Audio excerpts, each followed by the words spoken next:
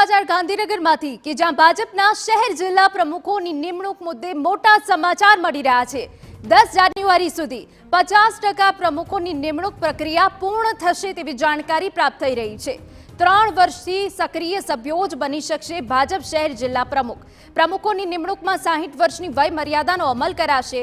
નાણાકીય કે અન્ય કોઈ વિવાદમાં સામેલ ન હોય તેવા નેતાઓને સ્થાન મળશે। શહેર અને જિલ્લા આધારે જાતિગત સમીકરણોને પણ લક્ષ્યમાં રખાશે।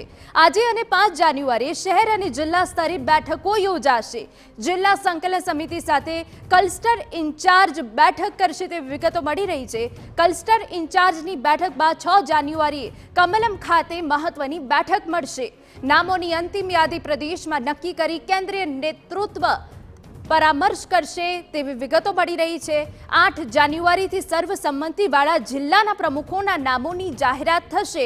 જે વિગતો સામે આવી રહી છે તે પ્રમાણે આ મોટા સમાચાર કે જ્યાં 10 જાન્યુઆરી સુધી 50% પ્રમુખોની નિમણૂક પ્રક્રિયા પૂર્ણ થશે।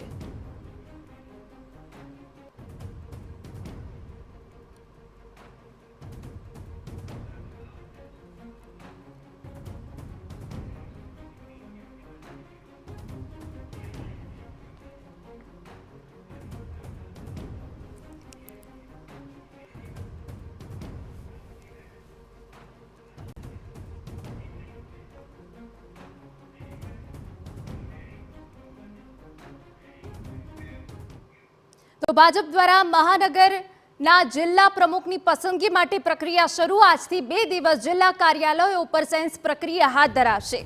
અમદાવાદ, રાજકોટ સહિતના મહાનગરો અને જિલ્લાઓમાં સેન્સ પ્રક્રિયા હાથ ધરાશે। નિરીક્ષકો દ્વારા જિલ્લા કાર્યાલયો ઉપર સેન્સ પ્રક્રિયા હાથ ધરવામાં આવશે તેવી વિગતો છે। પ્રમુખ માટે કોઈ પણ સક્રિય સભ્ય દાવેદારી નોંધાવી શકશે। મહાનગર અને જિલ્લા પ્રમુખ માટે 7 જેટલા ધારાધોરણો નક્કી કરાયા છે। આપને જણાવી દઈએ કે જ્યાં 10 જાન્યુઆરી સુધી મોટા ભાગના શહેર પ્રમુખોની નિમણૂક કરવાનું લક્ષ્ય છે।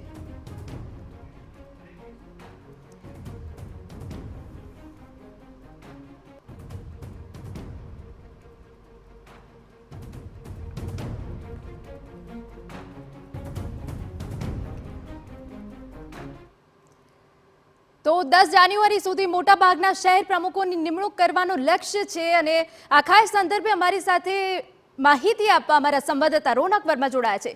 રોનક, 7 જેટલા ધારાધોરણો નક્કી કરવામાં આવ્યા છે અને હેઠળ આજે સેન્સ પ્રક્રિયા હાથ ધરાશે। શું અપડેટ આપની પાસે? બિલકુલ હિના, અમદાવાદ એટલે કે જે હાલના બંને મુખ્ય કેન્દ્રીય નેતાઓ છે નરેન્દ્રભાઈ અને અમિત શાહ, તે બંને નેતાઓએ શરૂઆતી જે રાજનીતિ કાળ છે તે અમદાવાદથી શરૂઆત કરવામાં આવી હતી અને આ એટલા માટે જ અમદાવાદ એ કેન્દ્રીય રાજનીતિ માટે પણ એપી સેન્ટર ગણાય છે કે જ્યાં આગળ ભારતીય જનતા પાર્ટી અનેક નવા જે દાવાઓ છે તે કરતું રહ્યું છે અને અનેક નવા પ્રયોગો છે તે પણ કરતું રહ્યું છે। અને આજ અમદાવાદ શહેરના પ્રમુખ પદ માટે આજથી 2 દિવસ સેન્સ પ્રક્રિયા છે તેની શરૂઆત કરવામાં આવશે। જેમાં થોડાક જ સમયની અંદર અમદાવાદ શહેરના પ્રમુખ પદ માટે જે પણ દાવેદારી કરવા ઈચ્છુક લોકો છે તેઓ અહીંયા પહોંચશે અને જે પ્રકારે ક્લસ્ટર વાઇઝ જે નક્કી કરવામાં આવ્યું છે તેઓ પોતાની વાત મૂકશે। જે પ્રકારે આપણે જુદા જુદા ધારાધોરણોની વાત કરીએ તો 7 જેટલા મુખ્ય ધારાધોરણ છે તે પણ નક્કી કરવામાં આવ્યા છે। જેમાં વય મર્યાદાથી લઈને અત્યાર સુધી તેમની રાજનીતિક છબી ઉપરાંત કાર્યકર્તાઓમાં કયા પ્રકારનો પ્રભાવ છે તે પ્રકારે તમામ બાબતો છે તે નક્કી કરવામાં આવશે। સામાન્ય રીતે પાછળના કેટલાય સમયથી એક નવી પદ્ધતિ છે તે ભારતીય જનતા પાર્ટીમાં જોવામાં આવી છે કે કોઈ પણ વ્યક્તિ કોઈ પણ પદ માટે પોતાની જે ઈચ્છા છે તે વ્યક્ત કરી શકે છે, તેને સેન્સ પ્રક્રિયા નામ આપવામાં આવ્યું છે।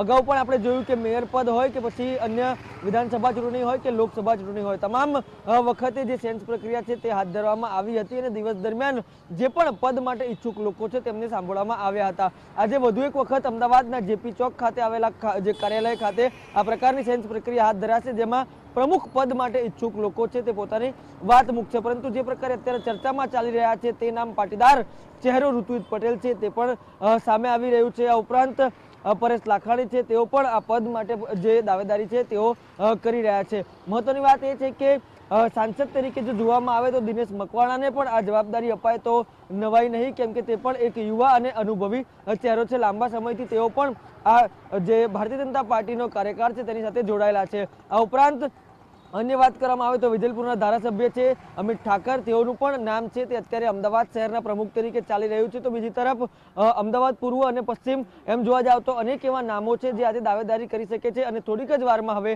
અમદાવાદ શહેરના પ્રમુખ માટેની જે સેન્સ પ્રક્રિયા છે તે શરૂ થશે. બિલકુલ રોનક, આભાર. તો મહાનગર અને જિલ્લા પ્રમુખ માટે 7 જેટલા ધારા ધોરણો નક્કી કરવામાં આવ્યા છે અને તે મુજબ હવે સેન્સ પ્રક્રિયા હાથ ધરાશે.